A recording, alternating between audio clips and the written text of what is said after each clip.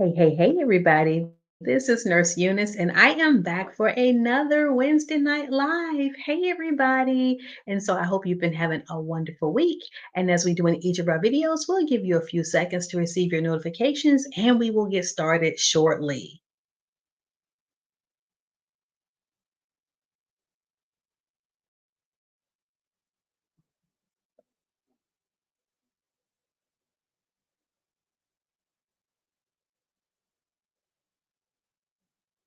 Right. If you haven't done so already, don't forget that we have free CNA training videos. So, whether you're needing help with the written test or the hands on skills test for your CNA examination, we have you covered. What you'll do is you'll open up your camera app on your phone and you will go ahead and hover, and you'll see a link that actually comes up. So, if you want to scan a QR code, it'll take you to our YouTube channel so that you can look at your videos. We have helped thousands of people pass their exams this year, and we hope we can do the same for you. Hey, I see a lot of people in the chat. Good evening, everybody. And so let me tell you about this photo right here.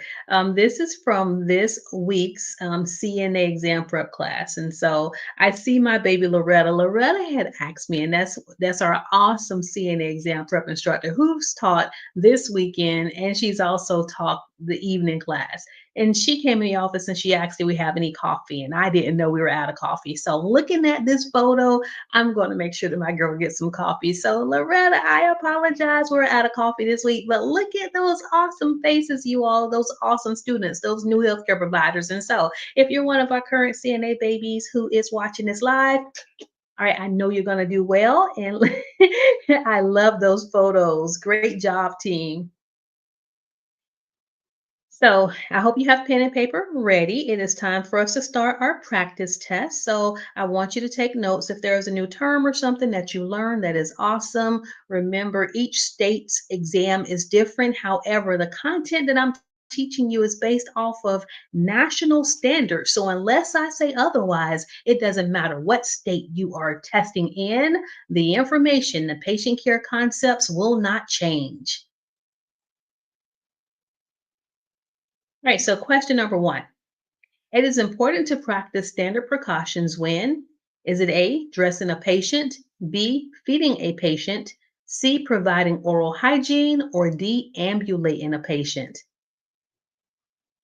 God bless you too, Elvita. All right, so yes, we have to practice standard precautions, but what this question is asking is which of these procedures is the most contaminating? All right, so which one must we practice standard precautions with?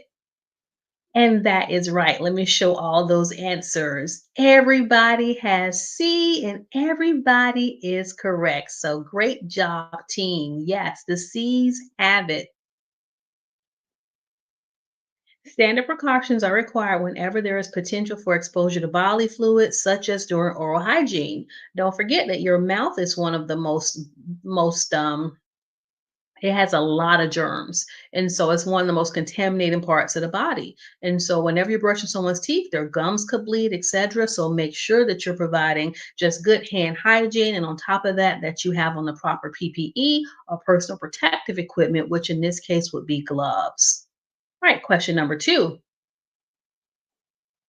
What position should a patient be in to receive an enema? Is it A, supine, B, Fowler's, C, prone, or D, left Sims?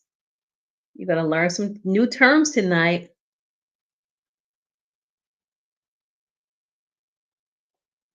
When I tell you I haven't seen not one of you all get this answer incorrect, I am so proud of you. Yes, it is D, you all. It is the left Sims. Great job.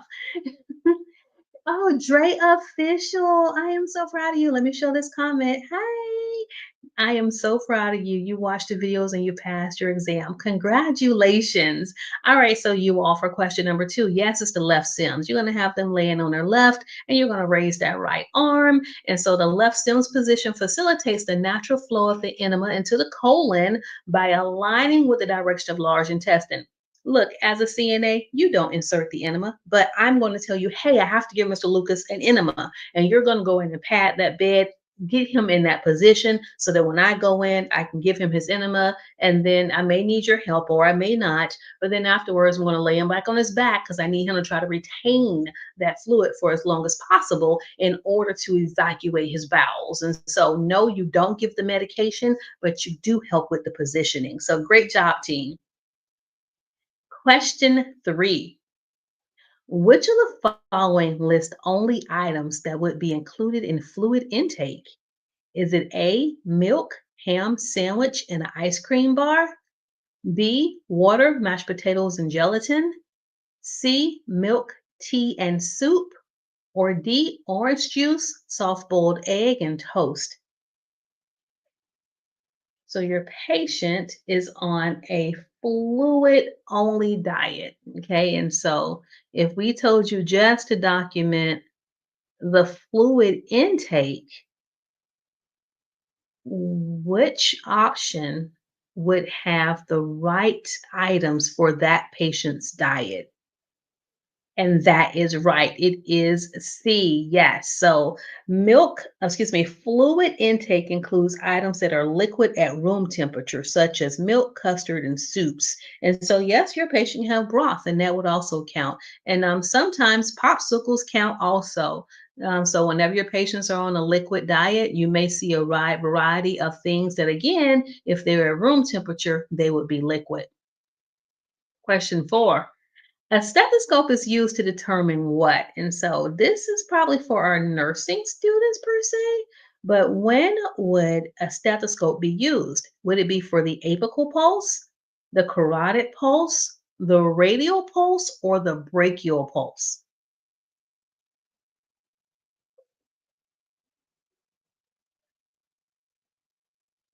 I see A's, I see C's, I see a mix of responses.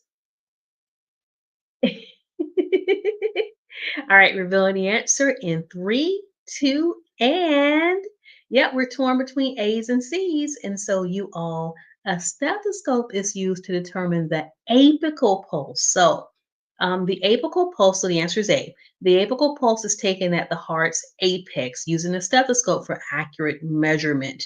And so for you all who were choosing C, the radial pulse is taken with your finger. So a radial pulse, remember, we're going to use our pointy and our middle finger. You can sometimes even use your ring finger, but you're never going to use your thumb because your thumb has its own pulse. And then for reference, let me just make my screen a little bit larger.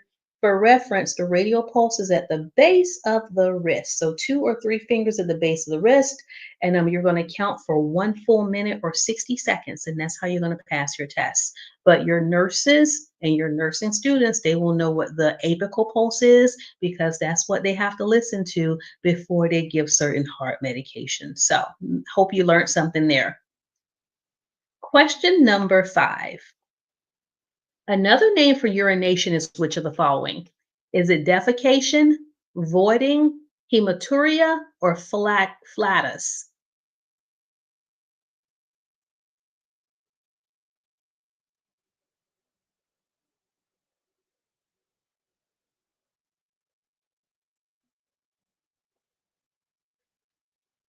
Next stop, nursing school. I mean, you all know these answers. You all got it. Yes, it is B, voiding. And so we may say that the patient needs to void or they may need to urinate. We use those terms interchangeably, but voiding is the medical term for urination. Question 6. A client complains of a sore spot on her calf. The nurse aide should A, massage her legs with lotion. B, ask the nurse to check the client immediately. C, have the client walk to relieve the cramp. Or D, assess the soreness every hour for a few hours. Sore spot in her calf.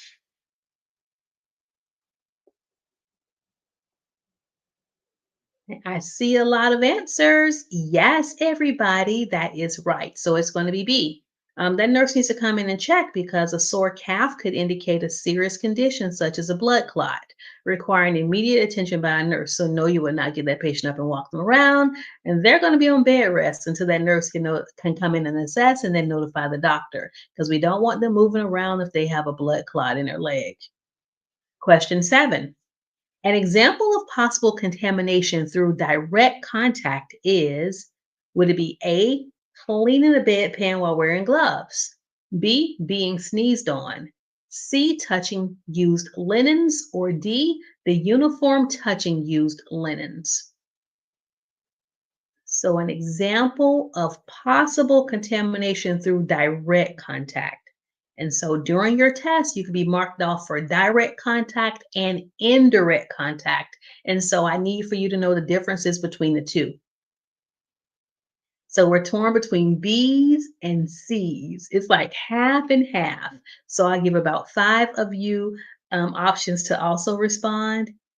And it's still the same, B's and C's. And so let's talk about direct contact. Direct contact involves the hand. And so the answer is going to be C. Yes. So if you touch something that is contaminated and then you touch something else, that would be direct contact. So let me read the rationale. Direct contact involves physically touching contaminated items, whether you know they're contaminated or not, such as touching linens with your hands or skin, and then you touch something else and you have directly contaminated that. Indirect contact would be such as whenever you're making a bed and your uniform, your pants touches the bed linen, well, your nurse at the test site can mark you off for that also. So remember, clean hands are next to godliness, and then nothing should be touching your uniform, and vice versa. Your uniform should be touching nothing because if you have, let's say, a patient on chemotherapy, and then you have been in someone else's room, maybe changing or cleaning them because they were incontinent and they could have had C. diff. Well, you don't know they have C. diff right then, but because indirectly you contaminated your uniform, when you go into this patient's room who is immunocompromised, you are indirectly passing those germs to them. So while your hands were clean, your uniform weren't. And so, yes, during your test, they test you on all that too. All right, question 8. A nurse aide finds smoke and flames coming from a resident's room. The nurse aide should first, would it be A, attempt to get the resident out the room and close the door? B, get the fire extinguisher and put out the fire? C, take away the resident's cigarettes? Or D, pull the fire alarm? All right. Yeah, there are smoke and flames in the room, and I see A's, I see a C, but the A's have it. That is right because we drill you on this. Anytime there's a fire, we are going to race. So yes, the answer is A. Removing the resident from danger and containing the fire by closing the door is the first priority before pulling the fire alarm. And so in the chat, if you remember what the race protocol is whenever it pertains to fires, I want you to put that in there quickly for me. What does RACE stand for? Whenever there's a fire, we're going to race. All right, and I'll give you a few seconds to enter that in the chat. And there are over 125 of us online tonight. So I appreciate each of you. Hey, go Lizzie. I hope I pronounced your name correctly, you all. All right, so I haven't seen it in the chat yet, and I don't want to hold it up. And so let's see. I'll give you all a few more moments to put it. So, yep, Dre Official said rescue. So the R stands for rescue. The A stands for alert, either call 911 or A, pull that fire alarm. The C stands for confine, close off that fire. Most of your facilities have fire doors or walls that have a fire rating. So if you can close the door, you can hold the fire off. And then E is either extinguish or evacuate. If you cannot extinguish that fire, we're going to probably evacuate that unit or we have to evacuate the whole building. But race, rescue, alert, confine, and extinguish or evacuate. Great job, lifesavers. Question 9. To place a client in good alignment, the nurse should A, keep the client's joints well lubricated. B, ambulate the client at least twice a day. C, keep the bed linens wrinkle free. Or D, keep the client as straight as possible. What do we mean by good alignment?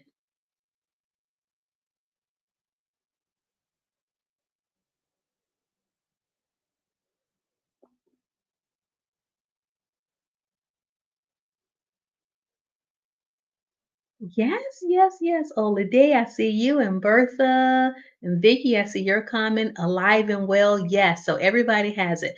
When we're talking about good alignment, if your patient's in the bed and they're all twisted and crooked, that's not good alignment. Your patients can become contracted. They can get stuck like that. And so you can use pillows. If the pillows are not helping to keep them into position, you're going to notify your nurse so that maybe your nurse can get physical therapy consulted. So keep your patients in alignment. Otherwise, that's when you see your patients who are sometimes in the fetal position or their leg is stuck an abnormal way. We did that. We did that, number one, by not providing range of motion. And number two, when we saw them in an abnormal position, we didn't try to use pillows or support in order to keep their extremities straight. So good alignment maintains proper posture and prevents strain or injury and also prevents contractures. Question 10. When dressing a client with left sided weakness, it is important for the nurse aide to begin dressing him. Is it A, on the right side?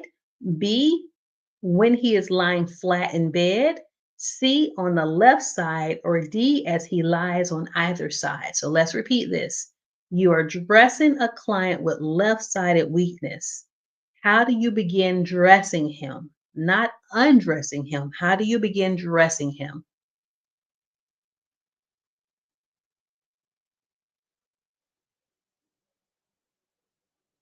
Adama and Bidu, and is it Abby? Yes, and Zilma, you have it. So whenever you're dressing somebody who is weak on a particular side, you start dressing the weak side first. And that way, when you get to the other side, their strong side, they can help you. Okay. So you dress the weak side first, you support it. And yes, I have videos on that on my YouTube channel. And so you're going to look for the video that says Dress the Resident with a Weak Arm by Nurse Eunice. And that's going to help you understand that process better. And at least for the state of Florida CNA examination, that is a testable skill that would be performed on a medical mannequin.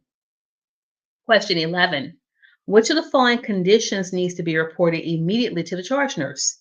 Is it A, tough skin on the feet? B, a rash that appears suddenly? C, warm, dry pink skin? Or D, scarred skin? You're going to immediately go out and get that nurse for which of these findings?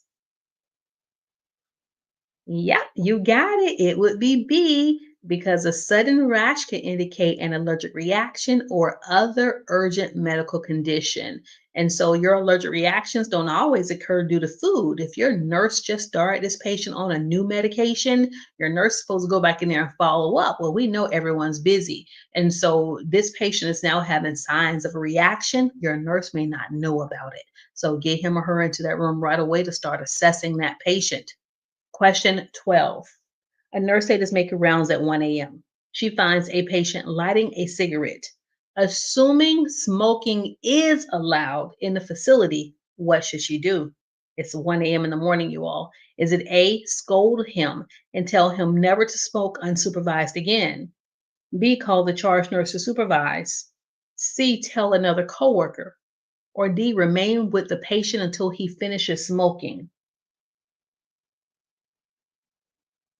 And when you answer this one, I'm going to give you some details related to your test.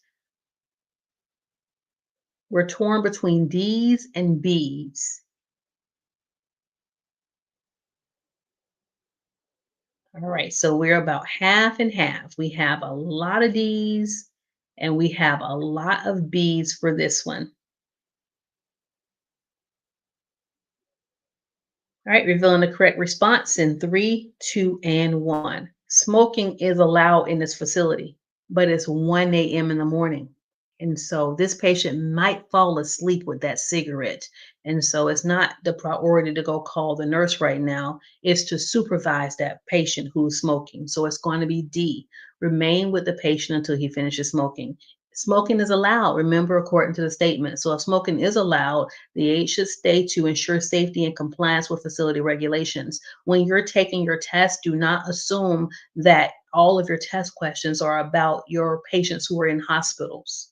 Remember, as a CNA, you could work in assisted living facility, you can work in home care, you can work in a group home setting. And I've worked in psych, and in some of our psych facilities, we allow those patients to go and smoke. They have to go outside to smoke, and they have to be supervised even then. So, yes, you want to let the nurse be made aware, but if you leave a sleepy patient in the room smoking while you go make the nurse aware, where it only takes a few seconds for a fire to start. So, watch them and then go tell your concerns to the nurse. Question 13. A client with a broken hip needs an enema. The best bedpan to use would be, is it A, a fracture pan, B, a plastic pan, C, a pediatric pan, or D, a metal pan? Yeah, because no one's going to be in that room with you when you're getting your supplies. And so,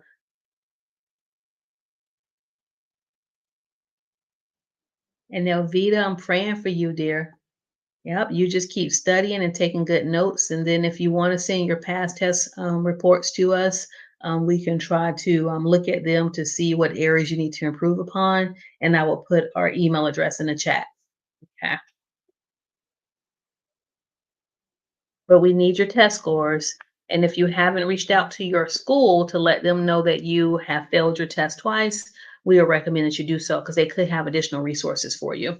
All right. And so you had to go to the supply room. This patient had a broken hip, they need an enema. You have to make sure you get the bedpan that is best for people with limited mobility.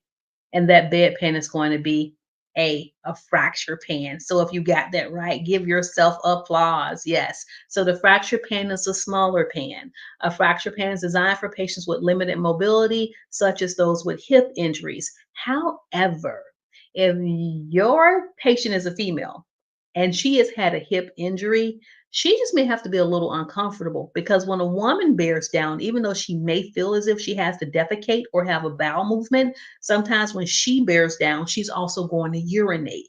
That pan, that bed pan, the fracture pan, is not large enough to contain urine and fecal matter. So I know what the question said, and I need you to answer the question correctly on your test. But in the real world, if it's a woman, I would recommend you do not give her the fracture pan unless she has a catheter. Otherwise, when she bears down, you're going to have a mess because fecal matter and urine will come out. All right, so let's go to our next question, T. Question 14. Which of the following is true about visually challenged clients? A, they prefer to eat alone. B, they prefer to be fed.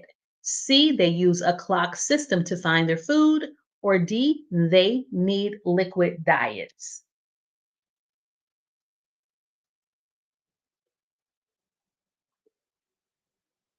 And we're going all the way to 50. I thought we were going to 60 tonight, but we're going to 50. And for everybody who put C, ding, ding, ding, you are right. So let's talk about that clock system. The clock system helps visually impaired clients locate items on their plate. And so make sure they're sitting upright, put a towel on their chest, clean their hands, and assemble the items that are on their tray. And now their clean hands, 12, 3, 6, and 9. So with this particular plate here, looks like we have eggs at 12 o'clock. Mr. Lucas, let him touch the perimeter of his plate with his clean hands. We have the eggs at 12 o'clock. Looks like we have some mystery item over there at 3, but you'll be able to tell them what it is. We have your toast at 6, and we have your sausage at 9. Would you like for me to cut up your food? Would you like any salt, any pepper? Let me put your hands on your beverage so that you know what your beverage is. And in this image, we do have a fork, but normally we do not allow people who are visually impaired to use forks. We cut the food up with the butter knife and the fork, but then we will have a spoon. If they make a mess, nobody cares. You gave them a towel, at least they're feeding themselves as independently as they can. And then when you get to taking care of all the other residents, you will come back for them. If they have any remaining food on their tray, you can go ahead and feed it to them pretty quickly with the fork or with the spoon, and then you could do your totals. So that's how we take care of our patients who have visual challenges. We allow them to be as independent as possible for as long as possible. All right, so question number 15. Before ambulating a client who has a Foley catheter, the nurse aide should first A, clamp off the catheter and disconnect it. B, let the bag dangle between the client's legs. C, carry the bag below bladder level. Or D, hide the bag in a pillowcase. You have to walk a client who has a urinary catheter.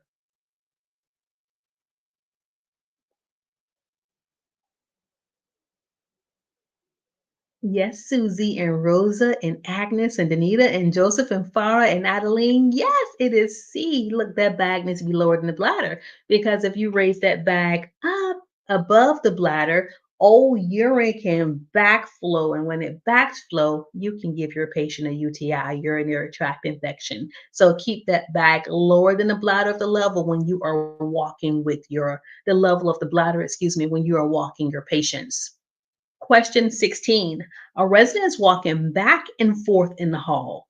The nurse aide should A, restrain the resident, B, walk with the resident, C, place the resident in a locked room, or D, continue to observe the client. It's walking backwards and forwards. What do you think the best response is? I see D's and I see B's. I see a little bit of both. Patients just pacing, going back and forth and back and forth. And so yeah, if you're anything like me, it's like if you're anything like me, I'm going to go walk with the resident because I need to figure out what's going on. You know, Mr. Lucas, why are you walking back and forth? Are you okay? So it's going to be B. Go ahead and walk with the resident. Number one, it provides comfort and also provides supervision, but it gives you a chance to communicate with your residents so you can figure out while they're pacing. Maybe they're stressed. Maybe they need a cigarette break. So just talk to them to try to figure it out. And then, hey, let's get you in a chair so we can talk. All right, question number 17. When transferring the client becomes weak and begins to fall. The nurse aide's first action is it A, hold the transfer belt and lean against the wall? B, call for help? C, grasp the transfer belt and lower the client to the floor? Or D, hold the client tightly to prevent falling? Client becomes weak and they begin to fall.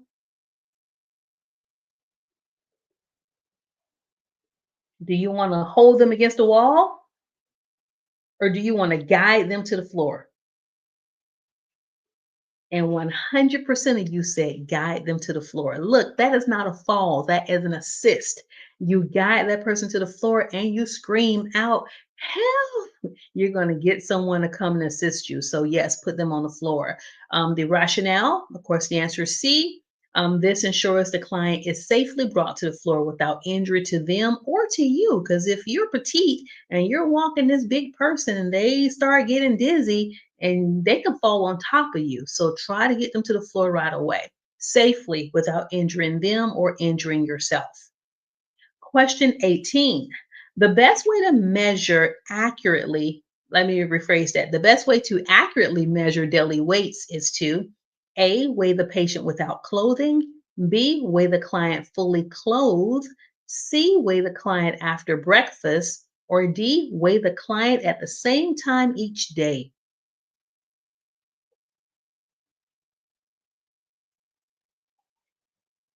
So Mrs. Lucas has chronic kidney disease. She's on hemodialysis.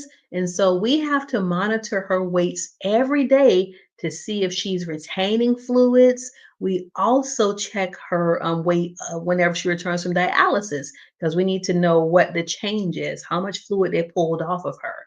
So, what is the best way to measure someone's weight if they require daily weight, such as Mrs. Lucas?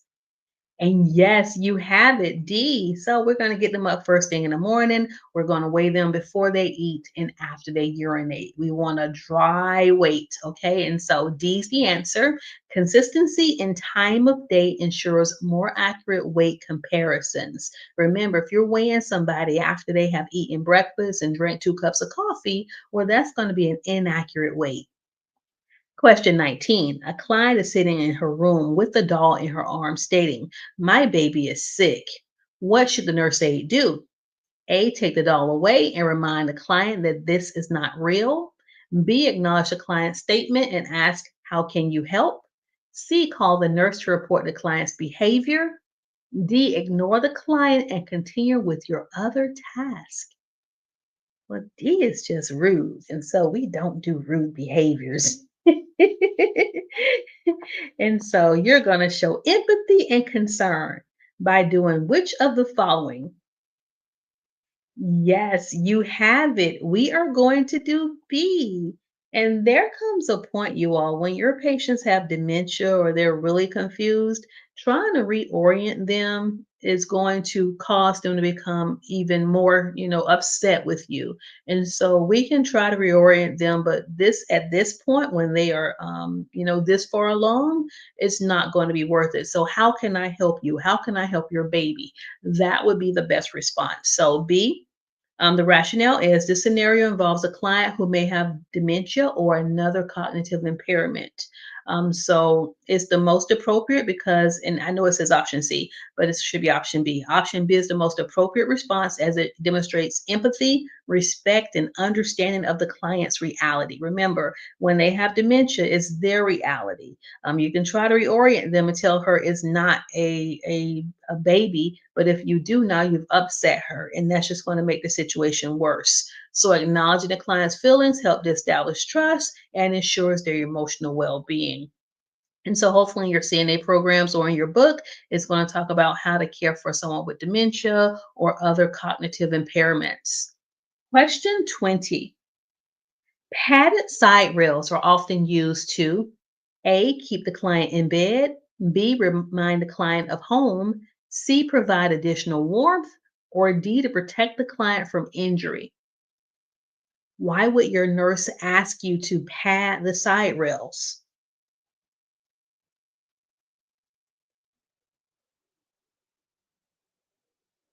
Yes, it's D. You are right, but I need to go further because just telling me the answer, that was too easy.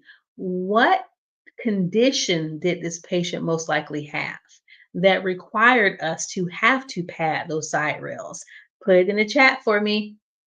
And I love studying with you. And I'm so proud of you all. Like I say, right now it's 130 of you all who are studying at 10:30 at night. Go superstars.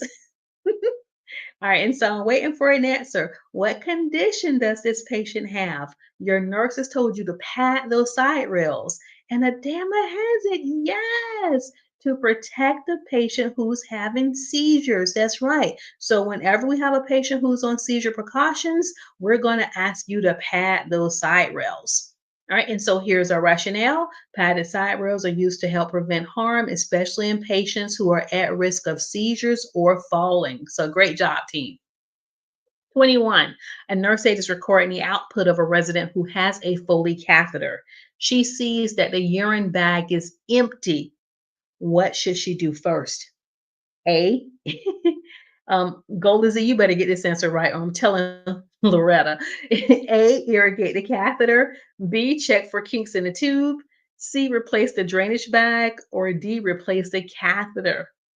There is no urine output. What do you think the response is? We're torn between B's and D's.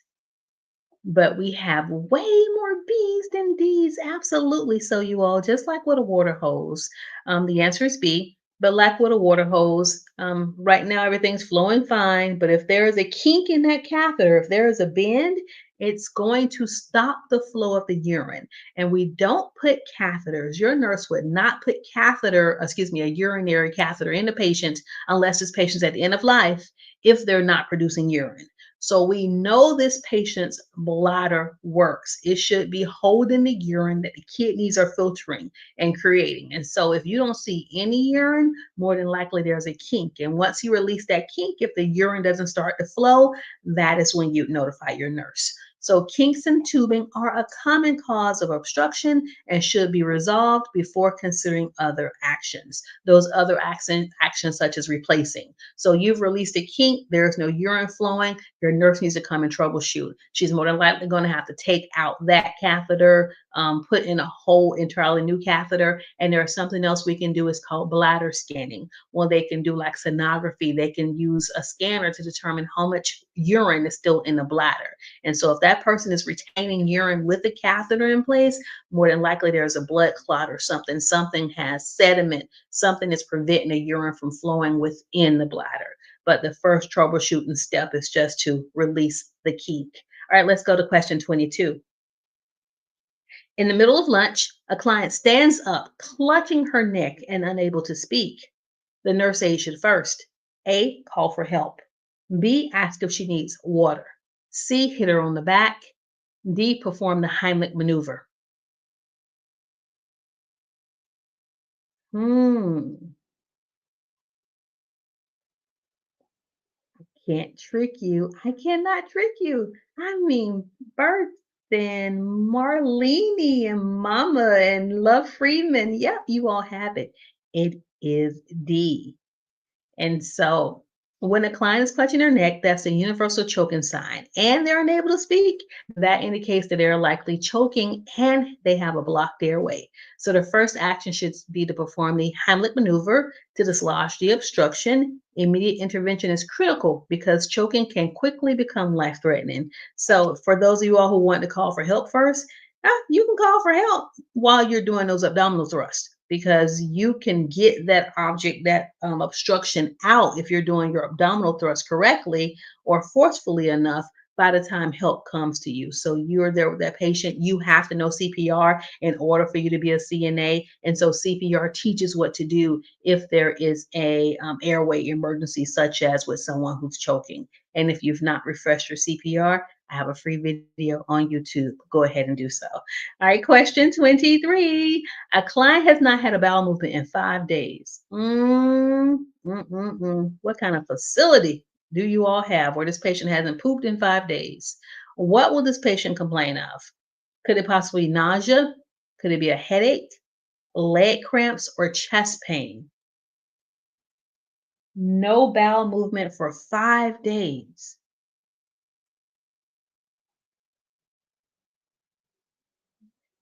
All right, we have A's and we have D's and we have a B. So we're kind of all around the alphabet on this one. And so let's talk about it. So there's a blockage in the colon, right? So the fecal matter is not coming out. Let me make my camera a little bit larger. So the fecal matter is not coming out. There's a blockage. But this patient's probably still eating and drinking. And you know what? If it can't come out one way, it's going to come out the other way. And not necessarily the fecal matter, but whatever food, whatever contents have been sitting on their stomach and unable to be absorbed, or they're not digesting properly because of the amount of stool that's in this person's colon. And so the answer is going to be A. So severe constipation, obstruction can cause nausea and vomiting. So here's a rationale. Constipation often causes nausea, abdominal discomfort, and bloating. So, what you all would normally be looking at would be, oh, their stomach is distended, they are bloated, but sometimes they can also vomit. And so, if your patient's having GI issues, of course, I know that you're going to notify the nurse. Question 24. A male client who is weak and unsteady needs to urinate.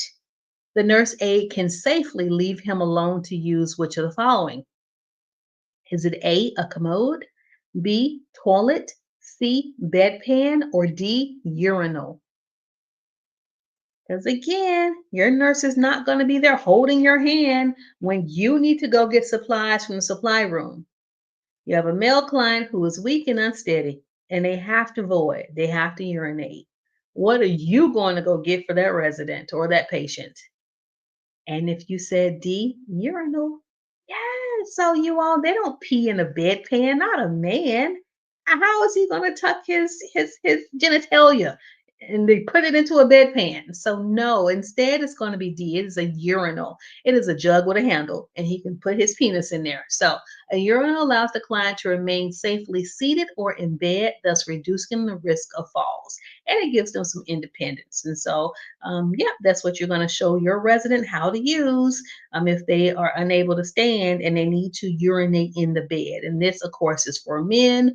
For women, they have this Pure Wick, this device that could be connected to a suction. You all make sure those Pure Wicks stay clean. I cannot stand seeing a Pure Wick with fecal matter on it. And so, if you're going to be using something, make sure you understand how to use it. And if you don't understand it, ask your nurse. If your nurse doesn't have time to teach you, most of your hospitals, your healthcare facilities, they have an intranet. The intranet is the hospital or the facility's internal internet, so you don't get in trouble for going on Google. But I need for you to learn it. There is no reason for someone to have a dirty PureWick, because if the PureWick is dirty, if it's contaminated with fecal matter, your patient's going to get a UTI. Question 25. For a client who is classified as contact isolation in an assisted living facility, the soiled linen should be A, placed in the linen hamper, B, discarded, C, bagged before removing from the room, or D, taken directly to the laundry. This person is on contact isolation and you have soiled linens. Yeah, I saw some of you all putting A, but the majority of you all have answered it correctly. It's going to be C. We're going to have to bag it before we remove it from the room because we need to contain those, whatever those linens are. So clients under contact isolation require extra precautions to prevent the spread of infection. Soiled linens must be bagged inside the room to contain any contaminants before it is removed and transported to the appropriate area for laundering. This ensures proper infection control and reduces the risk of spreading pathogens. And so Loretta and I, our CNA instructor at Florida Training Academy, we are huge on, if you hear me read these questions, if this is helping you, do not forget that when you take your CNA examination, you can request an oral or an audio test. They'll literally give you headphones. They will read the questions to you and the answers to you, and it doesn't cost any more money. And so if English is your second language, or if you just want to feel more comfortable to make sure that you can answer the questions correctly, this is not the time to be prideful. We need for you to pass your test on the first attempt and utilize whatever tools that the testing agency will offer you. So don't be embarrassed. Secretly pull your instructor to the side and say, "Hey, Nurse Eunice said that I can request an audio or an oral test on my test, and that's what I request." And usually you can do so. So I know Prometric offers it. I'm sure Headmaster and the other testing agencies do so also. All right, so let's go to question 26. You all, we are halfway done. Go team. Question 26. If a resident begins to choke while being fed and is unable to speak, the nurse should call for help and begin doing, let's see if you remember this one. Is it A, back blows, B, abdominal thrust, C, a finger sweep, or D, mouth to mouth ventilations? So we just had a question similar to this. This is asking the same thing, but using different terms.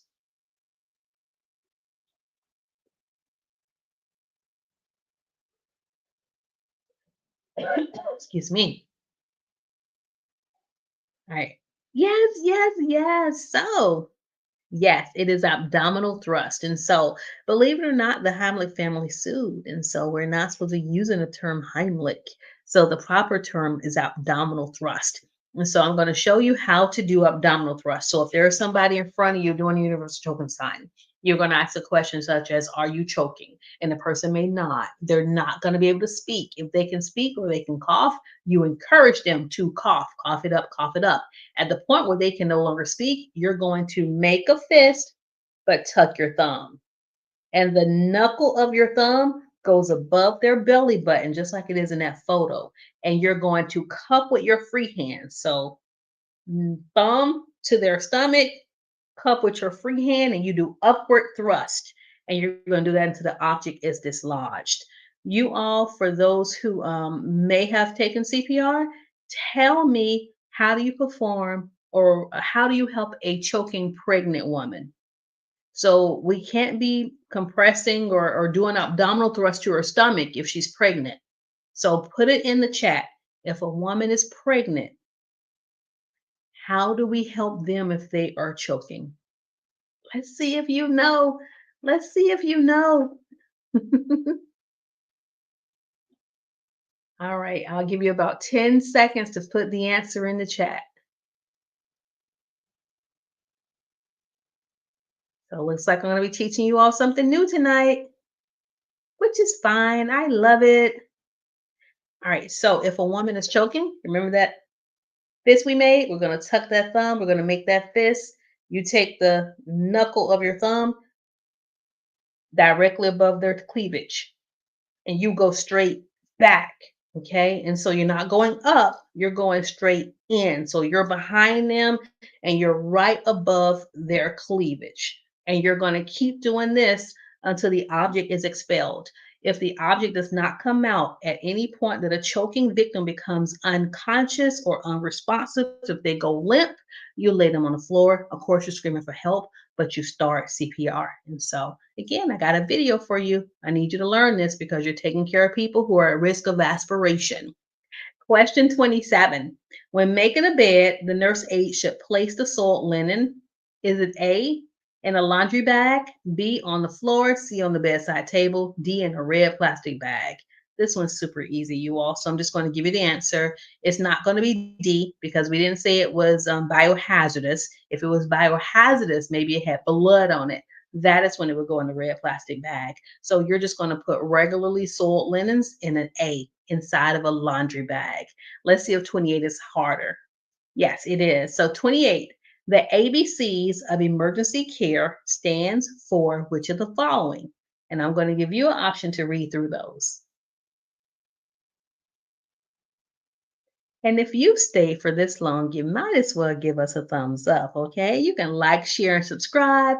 We have so many people around the world using our videos to pass their tests. And so I just want to say how proud I am of you. And I hope you're proud of yourself because a lot of you all have been doing wonderful on this practice test. So I am so encouraged. And you all, I know sometimes me and Miss Loretta, we be tired, but you all give us the strength that we need to keep going, to make these videos and to keep training up the next generation of healthcare workers. And so for question 28, if you chose D, yes. So it is airway, breathing, circulation. As long as your patient has a pulse. Once they're pulseless, we change the priority. But if they have a pulse, we are focusing on their airway. So that's why you're always going to hear us airway, airway, airway. So ABC stands for airway, breathing, circulation. And those are the priority in emergency care for patients who have a pulse. So your patient's blood pressure could be 60 over 40. We're focusing on their airway, their breathing, and then we're going to support their circulation. Once they're in cardiac arrest, though, it changes. Question 29. When forcing fluids, the nurse aide should offer A, clear fluids only, B, at least 1,000 cc's of fluid per shift, C, fluids every hour, or D, high calorie fluids. We have to force fluids. You have to have an order to force fluids. We'd be forcing fluids on somebody who is severely dehydrated. We'd be forcing fluids on somebody who maybe they don't want an IV, but they have a UTI, and more than likely they have a UTI from not urinating because they're not drinking enough to produce any urine. So every time you go into that room, you're going to be asking them to drink something. And so that was kind of your hint. Yes, it is C. Pretty much every hour, we're forcing fluids. We're going into that room. We're like, hey, Miss Lucas, let's get you to drink something. Hey, Miss Lucas, let's get you to drink something.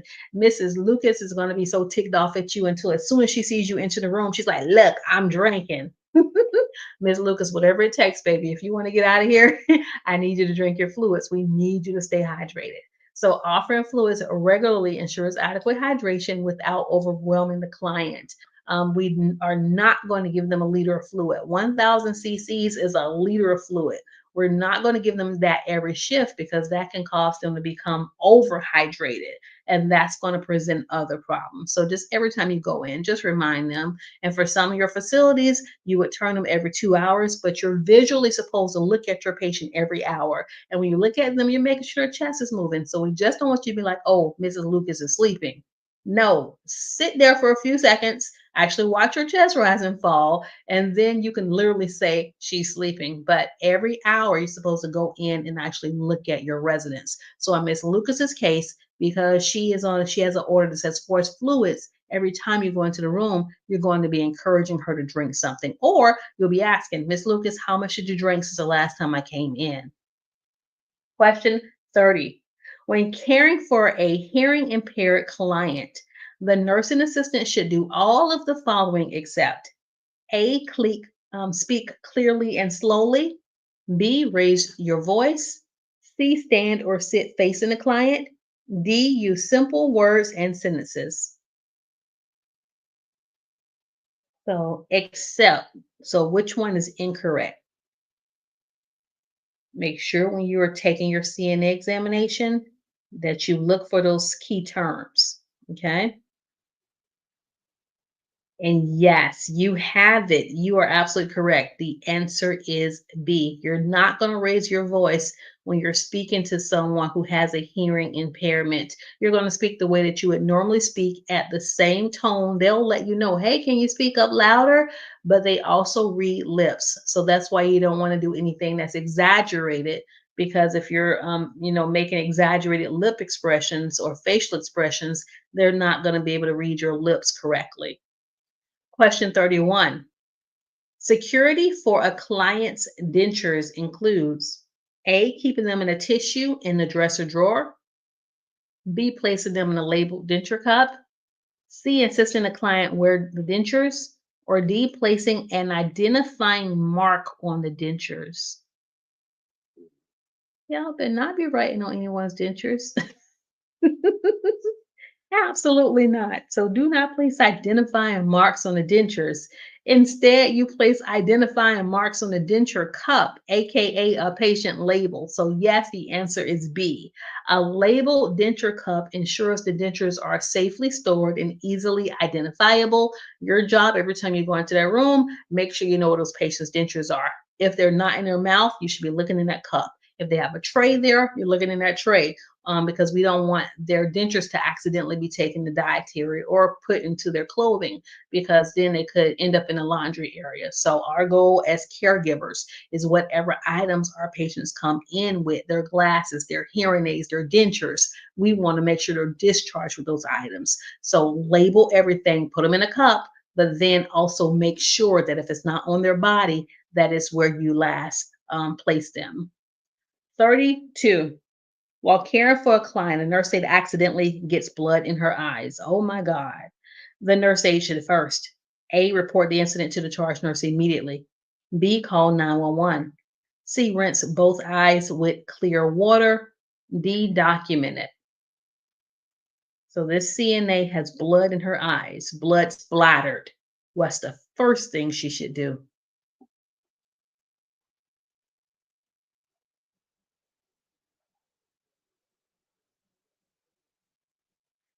Yes, yes, yes. For everybody who put C, you understand that infection control is so important. We need to make sure she's rinsing her eyes out with as much water as she can. We can report it to the nurse later. But right now, we want to make sure that she doesn't contract something. So, immediate rinsing with water, clean water, or clear water helps to remove the blood and reduces the risk of infection. So, wash, wash, wash. You can be screaming out for that nurse. Someone's going to come to you. You just keep washing your eyes. All right, next question 33. A client drinks 4 ounces of juice. How would you, as a CNA, document this? Is it going to be A, 4 ounces, like the numeric number 4 ounces? Is it going to be B, with it spelled out 4 ounces? Is it going to be C, 1 cup? Or is it going to be D, 120 cc's?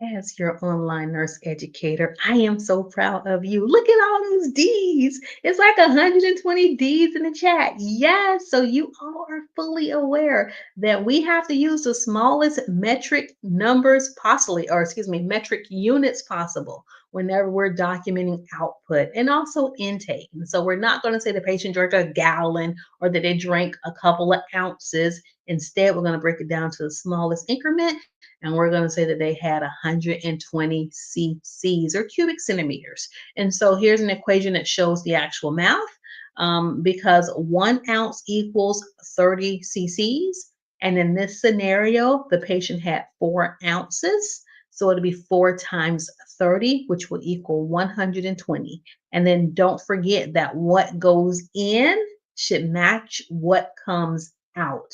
And so that's why we have you doing those intake and output. You're going to go ahead and calculate everything the patient takes in, whether it's food or fluids, and then output. If they have a bowel movement, if you've eaten 3 meals, I expect you to have a bowel movement. And now, if you've drank fluids for breakfast and lunch, I expect you to start urinating, usually right before lunchtime. And so, if your patients, if the numbers are not adding up, you as the CNA, you can be letting your nurse know ahead of time. Hey, Eunice, Miss Lucas has had 120 cc's for breakfast and 340 cc's for lunch, and she says she doesn't have to urinate. Okay, that's going to be an issue because that tells me that she has almost 500 of cc's of fluids inside of her body, and a normal person would urinate by now. And so that is how we communicate with each other in order to keep our patients safe. 34. All right, so 34, you all. When using client restraints, the nurse aide should A, release the restraints every 4 hours, B, disallow the client to drink, C, observe for skin irritation, or D, leave the client alone to rest. And while you're answering that, let's talk about these restraints. So, a restraint requires a medical order. So, as a nurse, I just can be like, oh, let me go restrain this patient. And I find that using de escalation techniques and trying to talk a patient down is going to prevent me from having to call the doctor to get a restraint. But none of this work. This patient's trying to kick our behinds, and we have to restrain them. I'm going to make that eye contact with you and be like, hey, go get Dr. Posey. Okay. All right. And so that means you need to go get those wrist restraints and you're going to get the team. And so when the team comes in and now we have this patient restrained, I have an order from the doctor.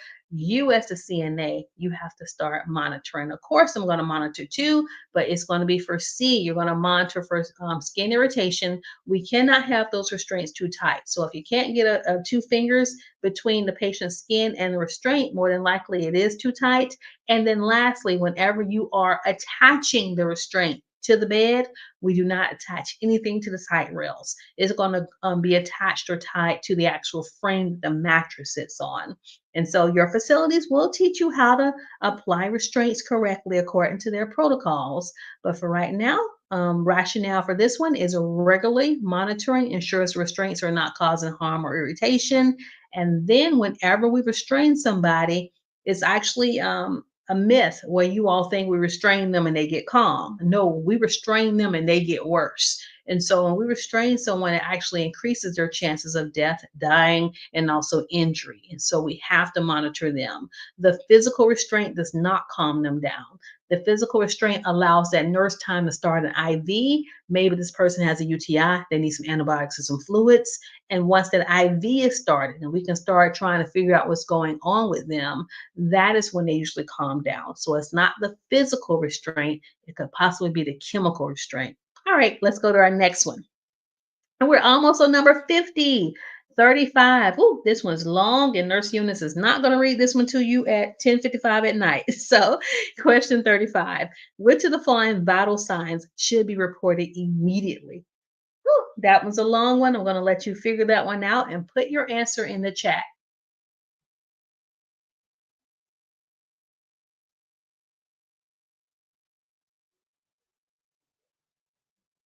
Oh, that was too easy. Oh my God. Like no one got it wrong. So, yes, if you chose B, Look, the temperature 97.4, that is low. Like usually we'll accept a 97.8, but a 97.4, that's on the lower range for a temperature. A pulse of 40, definitely lower than normal. Remember, a normal pulse is from 60 to 100 beats per minute for an adult population. The respiratory rate is 12. That is normal because the normal respiratory range is 12 to 20, but that blood pressure 80 over 40. So remember your systolic range, the top number, S stands for sky, so that's the higher number, is from 100 up to 140 in most of your facilities. And then the diastolic, D for down, or the second number of the blood pressure, that range is from 50 to 80. So this shows me this patient is not only bradycardic, but they're also hypotensive, and they also have a slight bit of hypothermia. That's going to be the one you notify the nurse of right away so she can come in and assess that patient. 36. Examples of client abuse include all of the following except A, forcing the client's fingers off the side rails, B, deliberately leaving the call bell out of reach, C, turning the lights out against the client's wishes, or D, using gloves when providing pericare.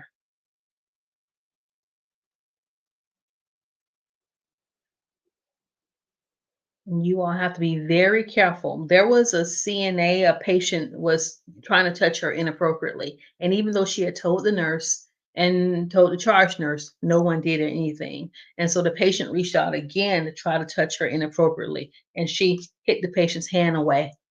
They tried to charge her with abuse, with assault. And so be very careful. Even like forcing someone's fingers off the side rail could be signs of elder abuse. So someone could report that. So for this one, the only exception would be D. Okay. You're supposed to use gloves when providing pericare. That would not be part of anything that would constitute abuse. Question 37. When bathing a client, the nurse aide recognizes which of the following as a first sign of a pressure ulcer?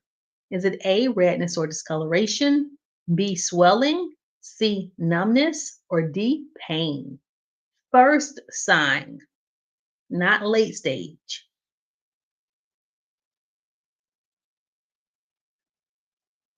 Hey, Okafor. Yes, yes, it is A, everybody. May, it is not D, because usually by the time they're having pain, that would be late stage. And so the answer is A, everybody. When you look at this image, look, that's not red, that's purplish. So textbooks will say redness. Some of our populations, due to their ethnicity, they're not going to turn red, but it's going to look abnormal. Maybe it's blue, maybe it's purple. So we're going to classify that as discoloration. If you find an area on your patient's body that is discolored, that can be the sign of a pressure sore. So that's the first visible sign. And it could also include irritation. And again, that person's been laying on that spot for too long. So while you're waiting for the nurse to get into the room, go ahead and reposition them. Okay. So that's going to take some of the pressure off of them. 38. Nurse aide should wash their hands in all of the following situations except A, after each client contact, B, before eating, C, after changing dressings, or D, none of the above. Super easy. We know that 38 is D. And I was talking to some of our students today, and they're like, hey, I'm really nervous about my test. And I was like, look, if you make a mistake, own up to it. But the reason why most CNAs, and this is based off of national standards, where they like will tell you the reason why people are failing their exams, the reason that most CNAs fail their clinical tests is due to hand washing. Remember, you're supposed to wash your hands before you begin your skill, and you're supposed to wash your hands at the end of the skill. So don't make hand washing be the reason that you're unsuccessful on your clinical test and you have to be retested. So wash your hands in all situations. Question 38, we just answered. Let's go to question 39. A client with dementia becomes agitated during a bath. The nurse aide should is it A, restrain a client to complete the bath quickly? B, stop the bath and try again later? C, raise their voice to calm the client? Or D, ignore the agitation and finish the bath?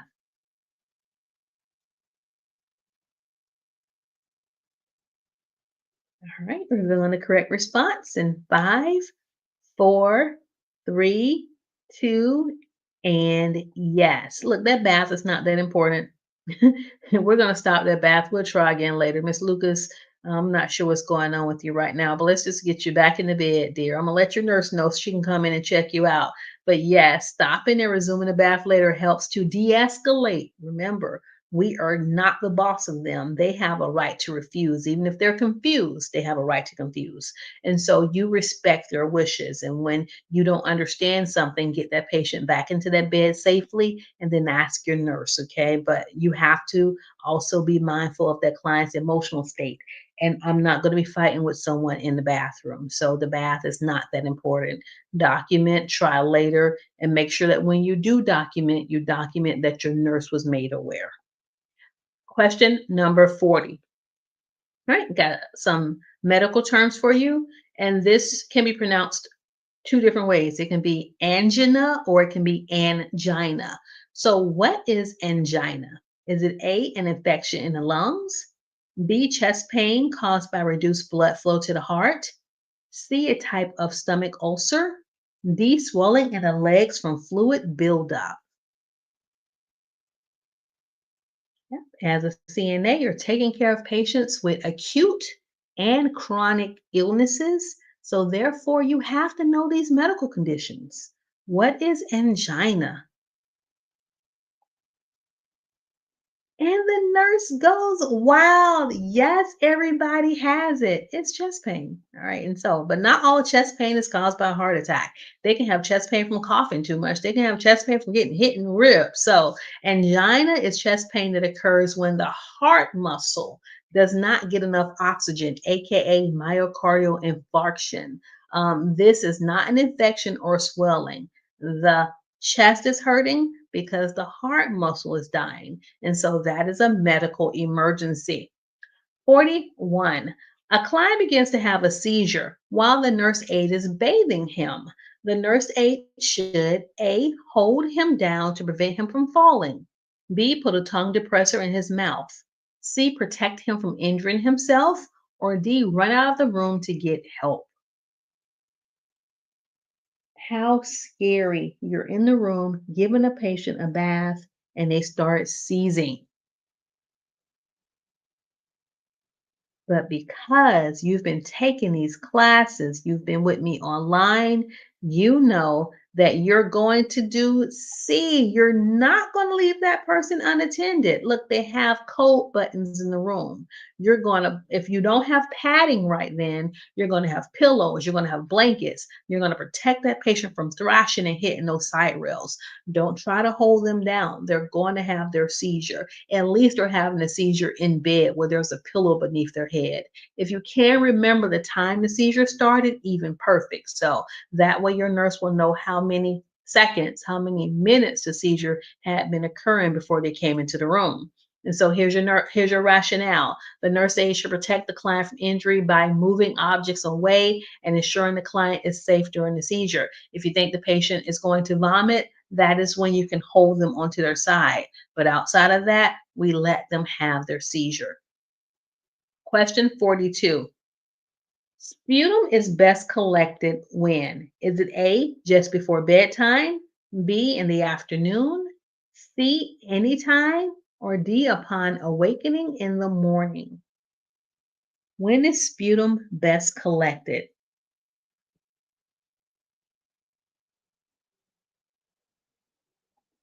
And like everybody has their icks. Look, I can do blood, I can do fecal matter, I can do emesis, aka vomit. What I can't do is mucus. The sound effects of it. That is not, nope, nope, nope. I don't know how respiratory therapists do it. Praise God for them. But Nurse Eunice does not like sputum. And so, but if your patient has a sputum culture, you want the most contaminated sputum, which means it's going to be the sputum they cough up upon awakening. Remember, they've been sleeping all night, all those germs. And so you don't want spit. They really need to cough it up. And so the correct response is going to be D. So sputum is most easily collected in the morning after the client has had time to accumulate mucus overnight. And so that is going to be the best mucus to actually collect and send to the lab. Question 43. Diabetes affects which part of the body the most? Is it A, skin, B, heart, C, pancreas, or D, kidneys only? So when we say a patient has diabetes, what organ or gland are we referring to? All right, I'm going to show some of the answers from our viewers. And 137 of you are still studying. Yes. All right, so we have D's and C's for this one.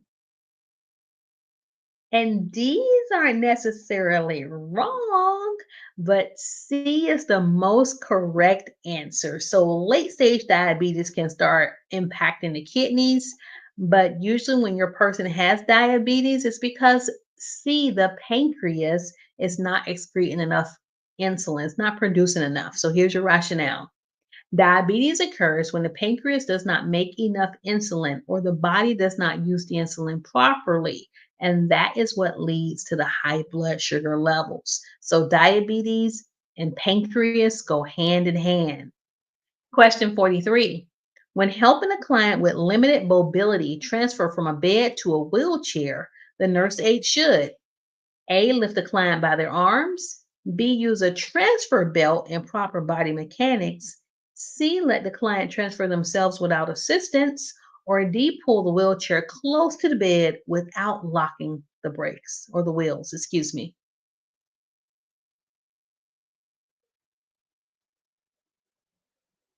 That is right. We're always going to use proper body mechanics because if we don't, we're going to hurt ourselves. And then we're going to use that transfer belt. So, using the transfer belt provides support and ensures safety during the transfer. Proper body mechanics protect both the client and the nurse aide from injury. So, if I didn't say so, 44 was B. 45. To help a client into the wheelchair, how should the nurse aide position the chair?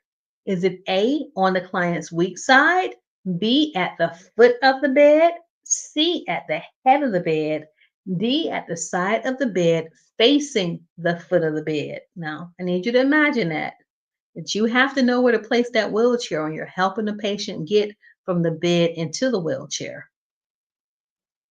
All right, I'll give you about 10 seconds to enter your answers into the chat.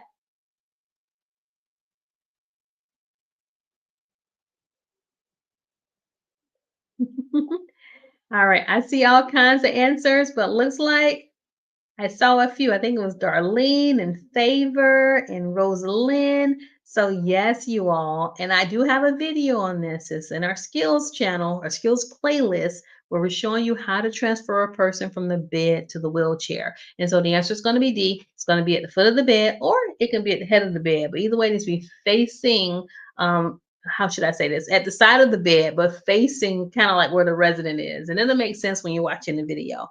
But positioning the wheelchair at the side of the bed, facing the foot, allows for easier transfer with proper alignment. If you are going to be transferring the patient towards the head of the bed, make sure that the head of the bed is flat. We're not trying to take a patient up, on a high surface and then to the wheelchair. Let's go to question number 46. All right, so 46 says transferring a bed-bound client. So this one is different. Transferring a bed-bound client from a bed to a stretcher requires that the nurse aide uses A, proper body mechanics, B, a mobility mattress, C, a Hoyer lift, D, a minimum of 3 coworkers. And in Okafor, just go look at our video on the transfer from bed to wheelchair. So we have a skills playlist and it has that video there. And it'll make more sense telling you versus you actually watching it or practicing it in your nursing or CNA program are two different things. All right. So, team, we're transferring someone who is bedbound. They are non ambulatory. They cannot get up and walk. They don't have any leg strength. So, and we're putting them into a stretcher. That is right, Alicia. Yes, it's going to be C, y'all. We have to use a Hoyer lift. We're going to transfer that patient safely without hurting our backs. And so I don't care what your facility says, a Hoyer lift requires two people at a minimum. One, once we put the harness beneath the resident, one is going to, as in the image, it's going to be holding on to their resident who's in that harness, who's lifted up. And then the other one is actually going to be managing the lift. So a Hoyer lift is often necessary for safe transfers of clients who cannot assist with the transfer due to limited mobility or other medical conditions. So remember, I know what they do in the real world, but when you're taking your test, it's about the safest way to do things. And the safest way to move somebody who's bedbound would be to use a Hoyer lift. Question 47. A patient is diagnosed with COPD. What body system is mainly affected? Is it A, respiratory system, B, nervous system, C, digestive system, or D, circulatory system?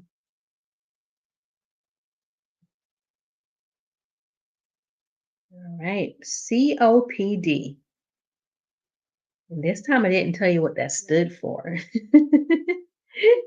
But yes, Takoya and Love and Darlene and Rosalind and Kona, yes, it's the respiratory system. And so here is what COPD stands for. Look, you might as well start learning these medical terms, and we have playlists on that too. And when you go to my website, which is nurseeunice.com, I think I have it pinned at the top. You can download a lot of this terminology because when you get a job, we're not going to be saying things like chronic obstructive pulmonary disease. Remember, like, hey, the patient has COPD. So you have to kind of speak the lingo.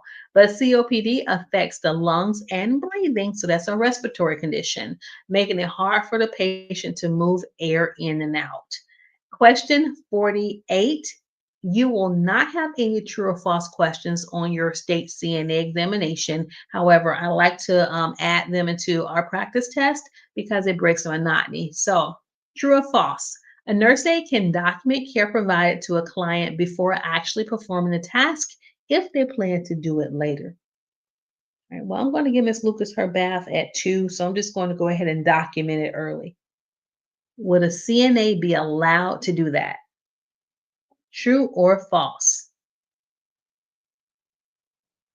And then good luck on your test. I think it's Lundeen. It moved pretty fast, so I didn't see your name, but good luck on your test, dear. That's right, it is absolutely false. The documentation must be accurate and reflect care that has already been provided. Documenting tasks before completing them is unethical and could result in harm to the patient or legal repercussions for the aide. In the news lately, you all, there's been a lot of nurses who are getting arrested, like arrested, losing their license, going to freaking jail because they have been falsifying documentation.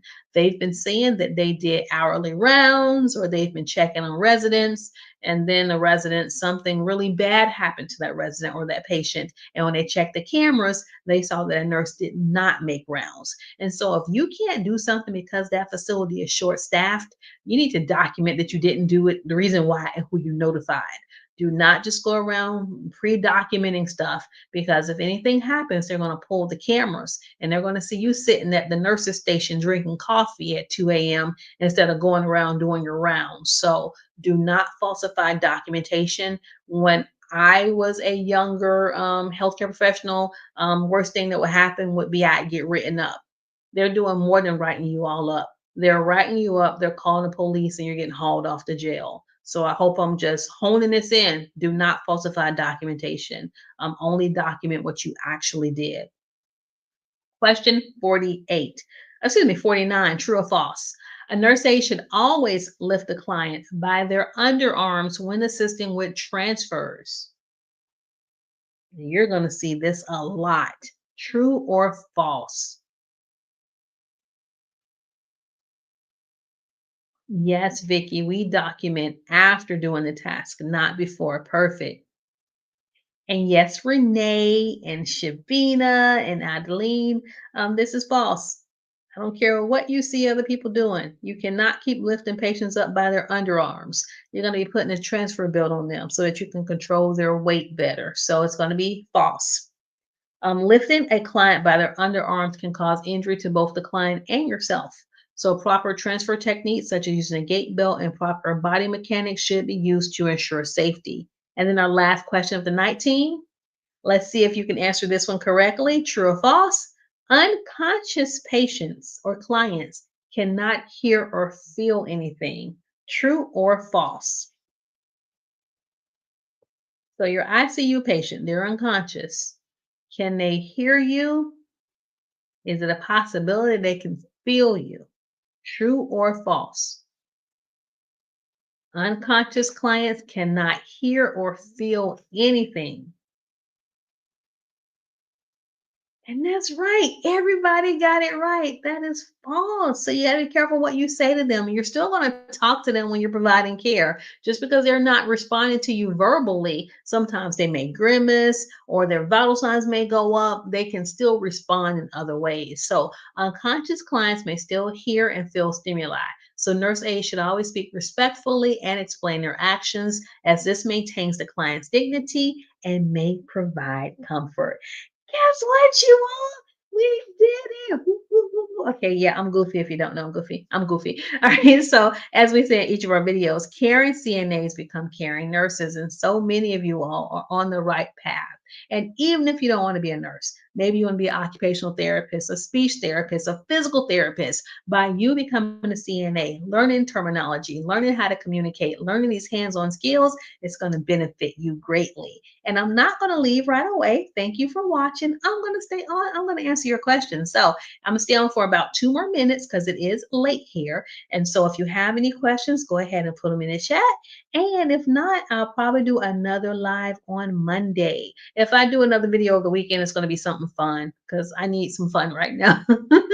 And anyway, I appreciate you all for being here and for staying on for over an hour. It looks like we made it a few minutes over an hour. And I just want to let you know how proud I am of you and that I wish you much success on your exam. So let's go ahead and start showing some of these comments.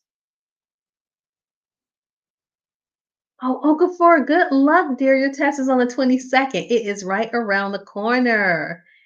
And then Sheikah, I think I pronounced your name right. You have a good night. Also, Rosalind, you are so welcome. And Marlon, we love you. I love you too. And Shabina, your test is on Saturday. You got this. Okay, everybody. I passed my skill. No. Okay, I love it. Congratulations, Darlene. Let's see this comment. Oh, you're so welcome, Susie. And then Okafor, again, good luck on your test. You've been studying with us for a while, and I hope you are successful. And you're very welcome, Bianca. Let's see anybody else. Ah, Shanova, hope I pronounced that correctly. Your test is on the 19th. Good luck. Marlene, I test this Friday. I know you're excited. I know you're going to do well. And so, if you all don't have any questions, you all have so many tests. Look here. I am so proud of you all because that means that we have some awesome healthcare professionals who are coming who actually want to provide that good care. And so, look, thumbs up. You got this. Bianca or Blanca, she's in Seattle. And then Vincent says, thank you and have a good night. And so if you all don't have any questions, then Dadu, I love you too, girl. All right, if you all don't have any questions, I'm going to go to bed. I love you all. Good night. I'll see you in the next video.